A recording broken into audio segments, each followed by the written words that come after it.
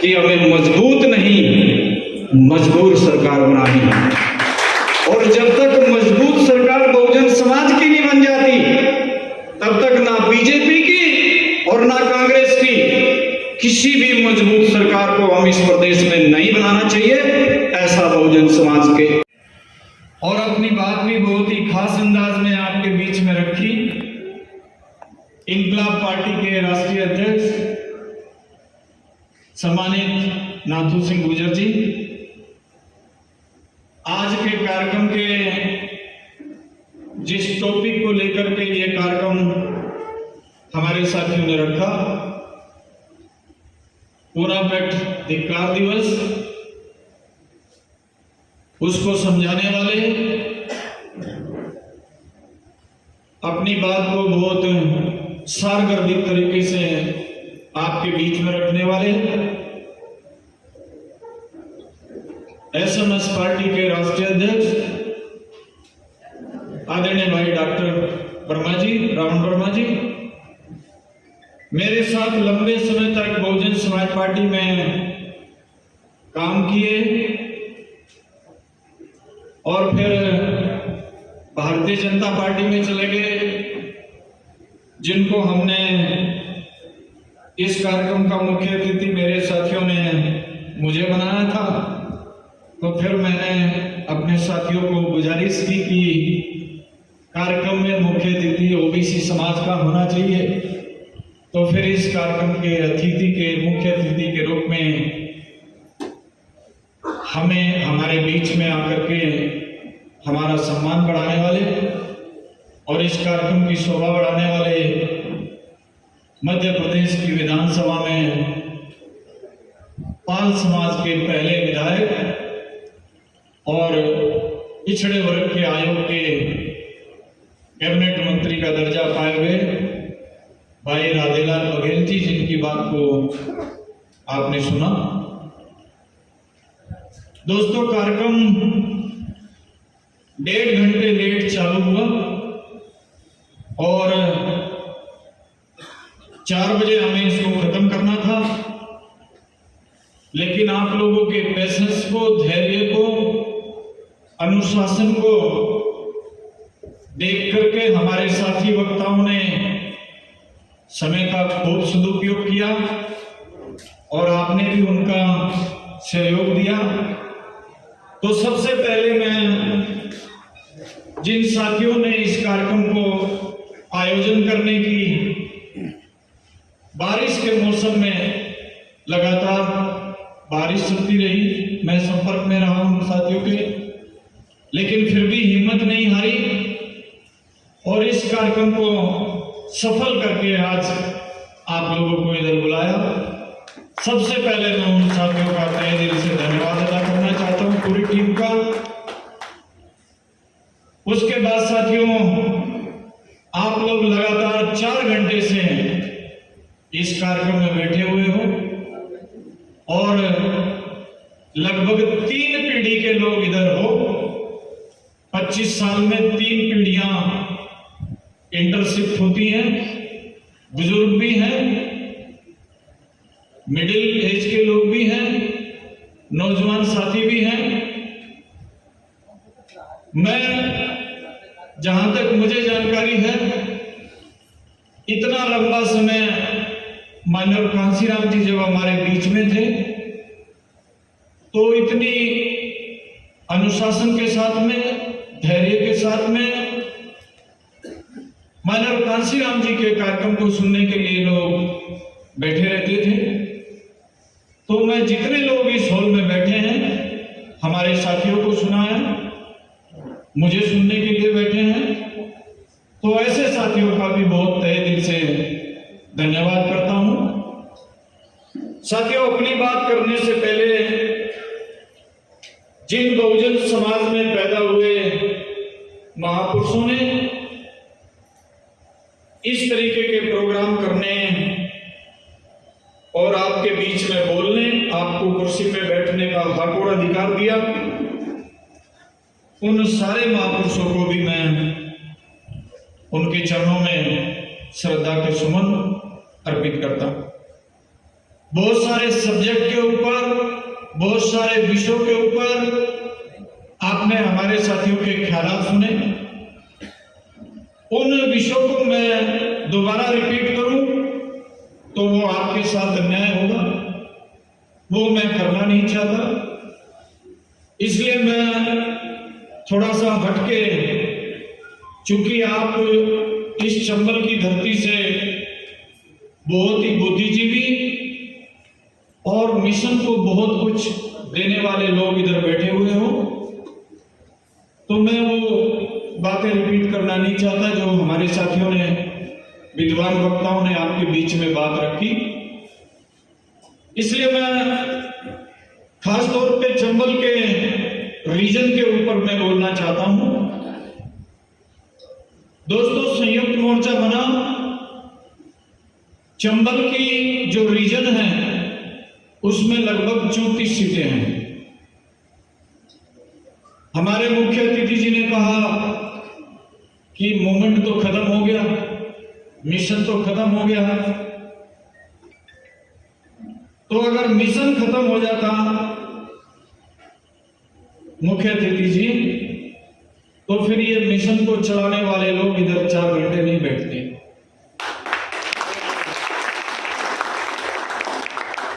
Mission तो जिंदा है, लेकिन मिशन कामयाब नहीं हुआ। मैं इस बात से आपकी सहमति रखता हूं। इसमें रिकॉर्ड हो रहा है, होने दीजिए। पार्टी की बात की, जब पार्टी खत्म हुई 1 सीट आई। हाँ, मैं उसी पे आ रहा हूँ। तो आप माननीय मुख्य अतिथि जी, हाँ आगे मिशन कामयाब नहीं हुआ, जो माननीय मुख्य अतिथि जी करेक्शन कर रहे हैं। और मिशन कामयाब नहीं हुआ, उसके लिए कोई अकेला नेता जिम्मेदार नहीं है, उसके लिए बहुजन समाज भी जिम्मेदार है और मैं भी जिम्मेदार हूं। तो मिशन फेल हुआ, इसलिए खत्म नहीं हुआ साथियों। तो मैं आप लोगों को कहना चाहता हूं, चंबल के लोगों को, कि समाज में इस मिशन के फेलियर से 3 तरीके के लोग बचे। मेरी बात को समझने की कोशिश करना। मिशन को फेलियर, मिशन में कांसीराम जी के चले जाने के बाद हमारे बीच में से 3 तरीके के लोग बचे। पहले लोग जो विचारधारा को मानने वाले लोग हैं, विचारधारा मरी नहीं है और कोई विचारधारा मरती भी नहीं है, विचारधारा जिंदा है। तो 3 तरीके लोगों में, पहले विचारधारा के मानने वाले लोग जिंदा हैं और जो यहां आज बैठे हैं। जो हमारे समाज में दूसरे टाइप का तबका पैदा हुआ माननीय कांसीराम जी के जाने के बाद, खासतौर पे 15 साल से जिस विचारधारा को माननीय कांसीराम जी ने अपने सिपाही बना करके जन जन तक पहुंचाने का काम किया, लोगों को प्रशिक्षित करने का काम किया, वो विचारधारा पे काम होना बंद हो गया। कैडर बंद हो गए, प्रशिक्षण बंद हो गए। तो दूसरे तरीके का जो समाज पैदा हुआ, वो समाज पैदा हुआ जिधर दम उधर हम, क्योंकि उसे लगा कि विचारधारा तो बची नहीं है। तो दम जिधर उनको कांग्रेस में दिखा तो कांग्रेस के साथ चले गए, और बीजेपी के साथ दिखा तो बीजेपी के साथ चले गए, और जो अब आने वाली दूसरी ताकतें हैं उनके साथ चले गए। और तीसरी जो तरीके के लोग समाज में अभी हैं, तीसरी है नई जनरेशन। नई जनरेशन जो आज 20 साल से लेकर के और 25-30 साल की एज के लोग हैं, जो बहुत जोर से जय जय जय जय जय भीम करते हैं, लेकिन उस जय भीम के पीछे कितना त्याग, कितना संघर्ष, कितना बलिदान, और उस जय भीम का मकसद क्या है और कैसे जय भीम सक्सेस होगा, ये ना तो जय भीम करने वाले जानते हैं और ना उनको जिसने जय भीम सिखाया है वो उनको सिखाते हैं। तो उसमें उनकी गलती है नहीं, क्योंकि वो हमारे बच्चे हैं। अगर उनको जय भीम का मकसद नहीं सिखाया किसी ने तो पहली जिम्मेदारी हमारी है, वो हमारी जिम्मेदारी है। इसलिए दोस्तों तीसरी तरीके की जनरेशन ये पैदा हुई, ये समाज का निर्माण है। अभी बहुजन समाज का जो निर्माण है वो इस तरीके का है। और ये तीन तरीके की जो जनरेशन है, इस तीनों तरीके की जनरेशन में कॉम्बिनेशन बना के, सामंजस्य बना करके, और इन्हीं तीनों तरीके की जनरेशन की ताकत से बहुजन समाज का निर्माण करके, क्योंकि मैं फोकस चंबल पे रखूंगा। चंबल में 34 सीटें हैं। अगर इन तीनों तरीके के कॉम्बिनेशन को आप स्टडी करोगे, ध्यान दोगे, तो 30% लोग विचारधारा के साथ आज भी खड़े हैं। 30% लोग जिधर दम उधर हम की विचारधारा के साथ खड़े हैं, और 30% लोग हमारी नई जनरेशन है, जिसको हमने इन महापुरुषों के मोमेंट को सिखाने का काम नहीं किया। ये हमारी जिम्मेदारी थी, इसके हम दोषी हैं। तो 90% हो गए। 10% फ्लोटिंग वोटर होता है, साइंटिफिक स्टडी बता रहा हूं आपको। 10% फ्लोटिंग वोटर होता है। अगर विचारधारा वाले लोग मजबूत होते हुए दिखे तो वो 10% विचारधारा के साथ आ जाएगा। जिधर दम उधर हम वाले लोग मजबूत होते हुए दिखे थे, वो 10% फ्लोटिंग वोटर उनके साथ खड़ा होगा। और इस बात से बिल्कुल इनकार नहीं किया जा सकता, अगर जे भीम वाली ताकतें केवल मजबूत हुई तो वो 10% समाज वहां भी खड़ा होगा। ये साइंटिफिक एनालिसिस है। चूंकि आप बुद्धिजीवी लोग इस कार्यक्रम में चल करके आओ, मेरा इसलिए बात रखने का अंदाज वो है, मुझे रखना चाहिए इस बात को आपके बीच में। तो साथियों, ये 90% इस तरीके के लोग और 10% फ्लोटिंग वोटर। अब 2023 में चुनाव है, 12 महीने समय है, और 12 महीने में ये जो 100% वोटर मैंने बताया आपको, अगर आपको सरकार बनानी है, हमारे साथी कह रहे थे सरकार बनानी, डॉक्टर बारसी ने तो कह दिया 150 सीट जीतनी है,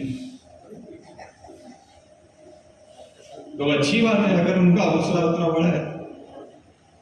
लेकिन मैं कह रहा हूं कि मैं 37 साल से इस आंदोलन में हूं, और इस आंदोलन के सारे उतार चढ़ाव, अच्छा बुरा, ताकत कमजोर, बेईमानी, सब बहुत करीब से देखी। सरकार बनाना उतना आसान काम नहीं है दोस्तों, सरकार बनाना बहुत मुश्किल काम। इसलिए हमारे मंच पे बहुत विद्वान वक्ता बैठे हैं, और उन विद्वान वक्ताओं से मैं इस बात का निवेदन करना चाहता हूं कि अगर आपको सरकार बनानी है तो 127 सीट है भारतीय जनता पार्टी के पास। 127 सीटों में से 40 पे भारतीय जनता पार्टी को हराना पड़ेगा, और बहुत बुद्धि, विवेक, धैर्य के साथ और साथ में चालाकी का इस्तेमाल करके 127 से बीजेपी को 87 सीट पे लाना पड़ेगा। आप ये कह दो आज की तारीख में कि भारतीय जनता पार्टी को जड़ मूल से साफ कर देंगे, इस बात को कोई मानने को तैयार नहीं है। भारतीय जनता पार्टी, आरएसएस एक बहुत बड़ा मूवमेंट है, ट्रेंड लोगों का मूवमेंट है, प्रशिक्षित लोगों का मूवमेंट है। अगर भारतीय जनता पार्टी को जड़ मूल से साफ करना है तो उसी लेवल का, उतना ही ताकतवर, उतनी बुद्धि का वैसा संगठन आपको खड़ा करना पड़ेगा। उसका समय नहीं। मैं कोई हवा में बात आपके बीच में करना नहीं चाहता, हकीकत से आपको रूबरू करा रहा हूं। तो 40 सीट पे भारतीय जनता पार्टी को चालाकी से हराना पड़ेगा। जब 40 सीट पे भारतीय जनता पार्टी को हराना पड़ेगा, मैंने आपके बीच में इसलिए रखी है चंबल के लोगों में इस बात की कि आपने हराया है, वो दिमाग में मेरे है वो बात। ये बात मैं बुंदेलखंड में नहीं रखता, ये बात कहीं दूसरी जगह नहीं रखता। चंबल के लोगों ने भारतीय जनता पार्टी को हराने का काम किया है, और इन्हीं लोगों ने किया जो इधर इस हॉल में बैठे हैं। तो 40 सीट पे भारतीय जनता पार्टी को हराना पड़ेगा चालाकी के साथ में।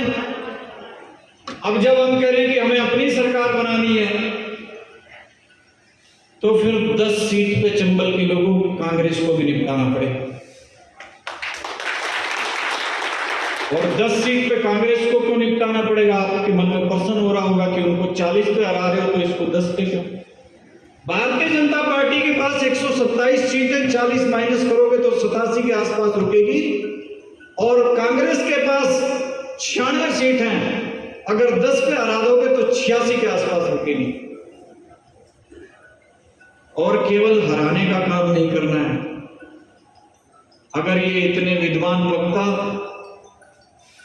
मंच पे हैं, सारा कॉम्बिनेशन है SC ST OBC का, माइनॉरिटी है नहीं, हमारे साथियों ने बुलाया नहीं, माइनॉरिटी की बात आगे रखूंगा, तो फिर 20 सीट को हमें खुद को जीतना पड़ेगा, इस मोर्चे की पार्टी को जीतना।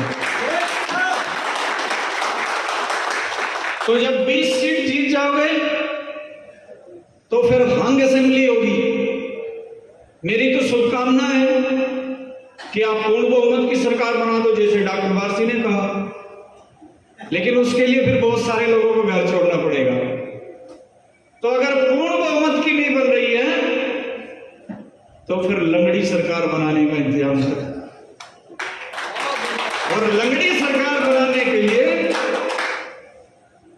मैं इस बात को बड़ी गंभीरता से कहना चाहता हूं कि विचारधारा के आधार पे ही भारतीय जनता पार्टी और कांग्रेस को हराओगे तो परमानेंट सोल्यूशन निकलेगा।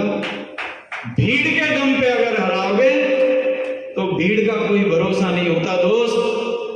भीड़ तो कांसीराम जी से ज्यादा इस देश में कोई कर नहीं पाया, मैं गवाह हूं।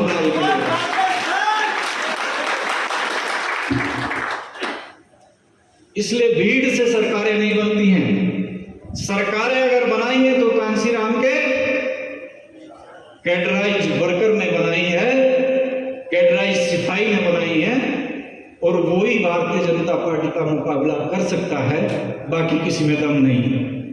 इसलिए दोस्तों, अगर 2023 में सरकार की तैयारी करनी है और 24 के खतरे से बचना है, इसलिए विचारधारा के आधार पर तैयारी करो, भाजपा को रोकने का काम करो, और भाजपा कांग्रेस दोनों को रोक करके समझदारी और चालाकी से किंग मेकर बनने का काम करो। अगर किंग नहीं बन सकते हो,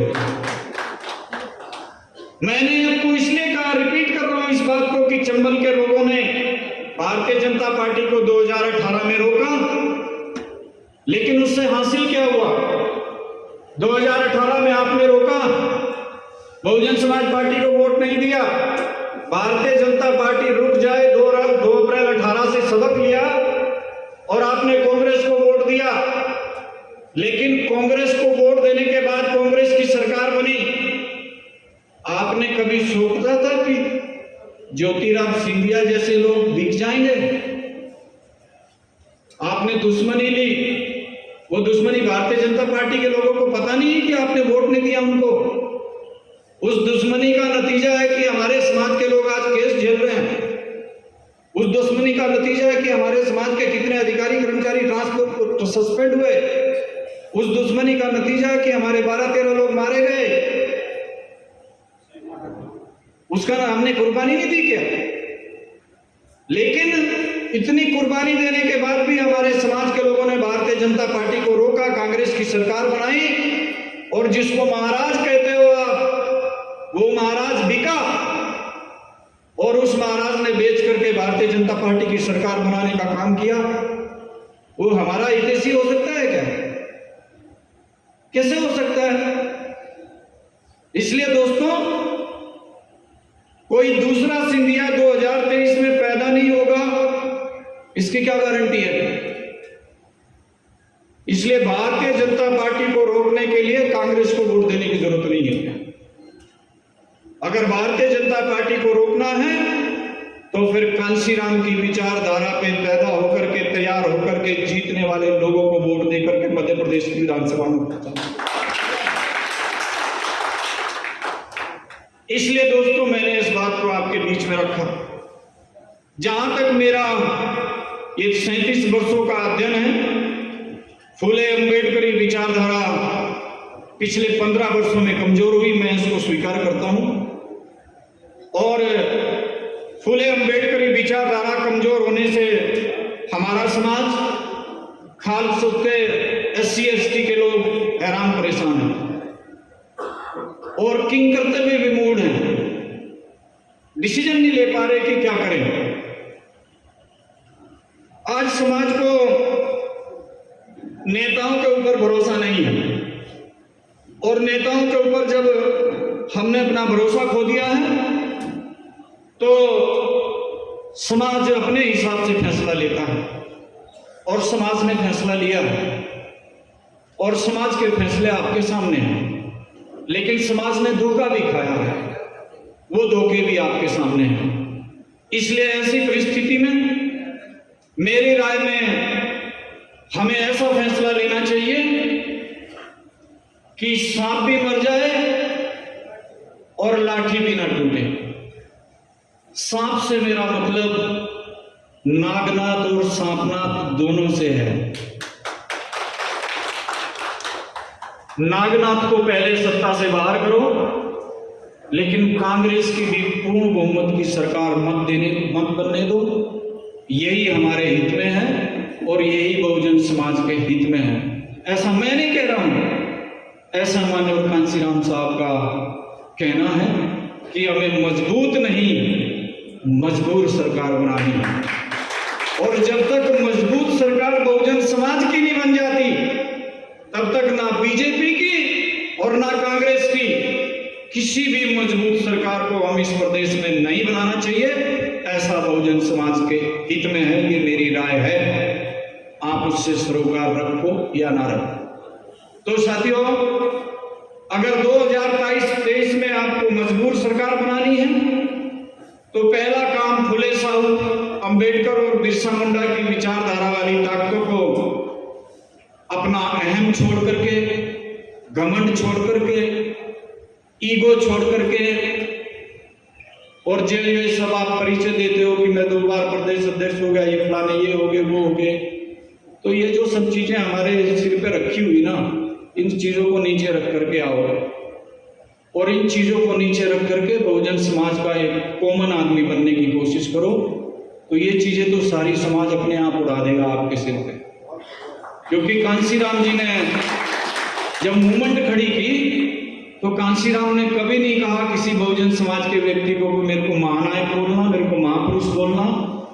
कांशीराम ने उस काम को करके दिखाया जमीन पे, इसलिए आप उनकी तस्वीर पे आज माला डाले हुए हो। इसलिए साथियों, मेरा तो ये मानना है कि जितने भी जिम्मेदार लोग, हम जैसे डॉक्टर रावण वर्मा ने कहा, हम बहुत लंबे समय तक 6 महीने तक ये बैनर को बनाने के लिए आपस में बैठे, बातचीत किए।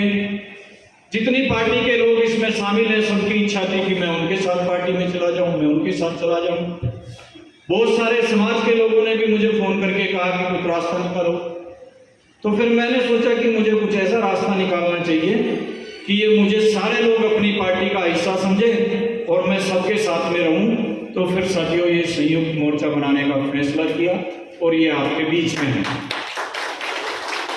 इसमें साथियों भाई रावण वर्मा जी की और बंसकार जी की और बहुत सारे लोगों की बड़ी भूमिका है। उन्होंने सबने मिलकर के इसके पीछे अपना टाइम टैलेंट लगाया और समाज के सामने एक विकल्प रखने की कोशिश की। आज इसमें 10 राजनीतिक पार्टियां हैं, 10 सामाजिक संगठन हैं। हमारी सारे साथियों की ये कोशिश है कि इसमें लगातार संगठन जुड़े और राजनीतिक पार्टियां जुड़े। आदरणीय भाई राधेलाल बघेल जी ने जो बात कही है, हित में है।